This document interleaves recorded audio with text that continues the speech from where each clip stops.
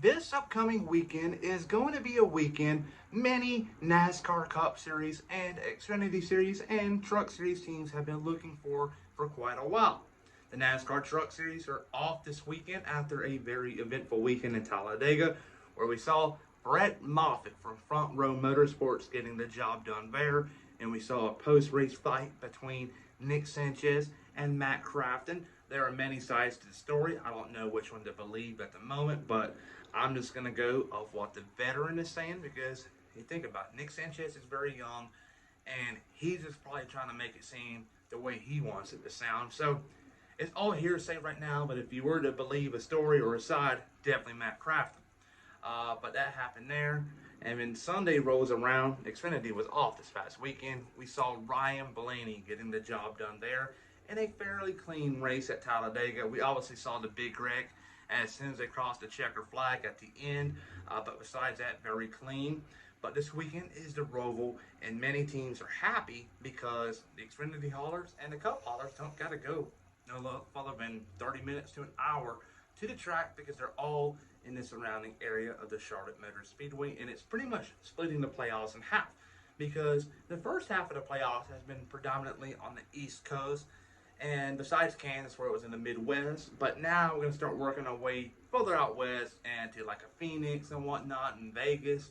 But it's going to be a very interesting round. I cannot wait for it to happen, but we still got the cutoff race for the round of 12. This weekend at the Roval, a road course. We're going to probably see a couple of shockers here and there, but today I'm here to give y'all my full-on predictions on how I believe things are going to play out, and also tell y'all who I think goes home, which four drivers go home. But a pick five contest on top of that all. But enough said here, and on to the intro we go. I'm Chase Briscoe, driver number 14 Ford Mustang for Stewart Haas Racing, and you're watching William Blackwell on YouTube.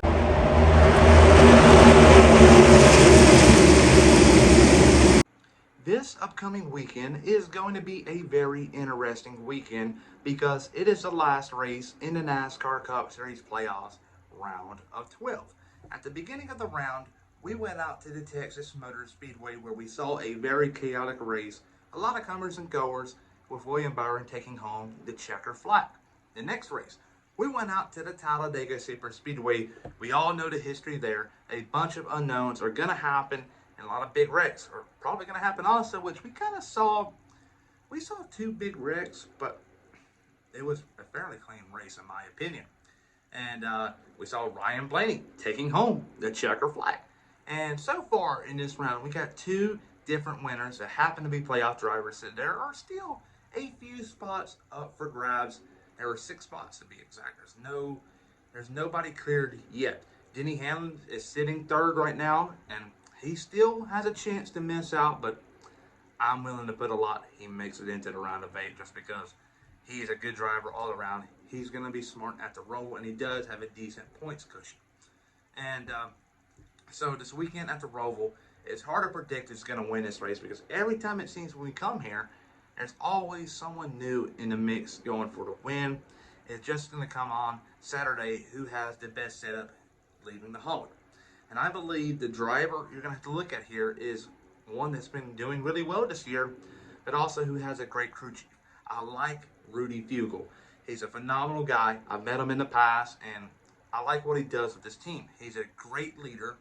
He's a great motivator for William Byron, and I believe he's going to have a great setup here for William Byron as he will go home with the checker flag and make it 2 out of 3 wins in a round of 12. And a lot of people may say that may not be a bold statement, but I believe that is just because of how insane this round was. Texas, a lot of wrecks there. Talladega, a lot of wrecks there, and also the Roval, a lot of wrecks. So 66% win accuracy for a round of 12 for William Byron will be pretty stout in my opinion. A lot of people may disagree. All right, second driver is going to be Chase Elliott, and I believe this effort this weekend from Elliott is going to be good enough for him to make it into the round of 8 on the owner's title. And a lot of people may say that don't really mean much. To be honest with you, as a fan, it really don't mean much. But if you're an owner of the sport, it means a whole lot because the higher up you finish in the point standings this year, when it's all said and done, you get more money. And they're going to try to get to the top and get a lot more money. And you had Taylor fill in, you had LaJoy, and you had Barry fill in. They've all done a good job in that car throughout the season while Elliott was hurt to keep him in the mix. And it wouldn't be possible without them filling in and doing such a phenomenal job. All right, third place is going to be the 45 car of Tyler Reddick. And Tyler Reddick is hit or miss. I just don't know what kind of driver he's going to be this weekend. I believe he's going to be a hit, obviously, because he's in my top 5. But I just don't know what he's going to do. Because one weekend on a road course, he may go out there and be dominating, and the field just don't have nothing on him. But there may be some weekends he's running around dead last. I just don't know what Tyler Reddick we're going to see this weekend. Are we going to see the good side of him or the bad side of him? Time will tell this Sunday at the Charlotte Roval. All right, fourth place is going to be the 20 car of Christopher Bell. Christopher Bell, a year ago here at the Charlotte Roval, was very competitive, and he went on to win a race because he was in a must-win situation. This year, he's not really in a must-win situation, but he's in a situation where he has to do good if he's wanting to make it into the round of 8, has a little decent cushion. All right, now we got in 5th place, Ryan Blaney. He's locked into the round of 8. All right, here. There's my top 5. My dark horse is obviously going to be the 8 of Kyle Busch, just because you cannot count him out. And who knows, we may see him go to victory lane this weekend.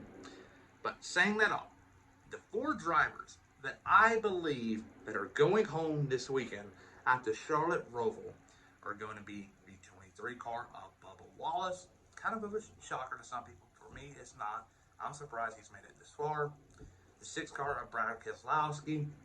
The 1 car of Ross Chastain, and the biggest shocker of it all.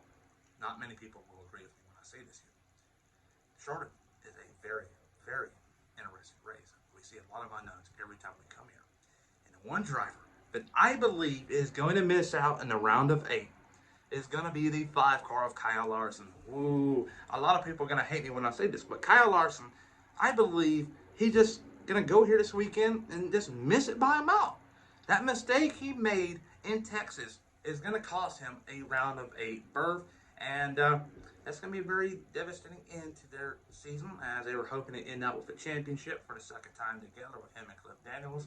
But I believe that we'll have to wait for another year. But who knows? Next week I may be saying, oh, I was wrong. Kyle Larson has a chance to win it all this year again. But time will tell. But that's how I believe this weekend will play out. Byron wins, and a lot of drivers go home. But please like and subscribe, and I'll see you guys tomorrow.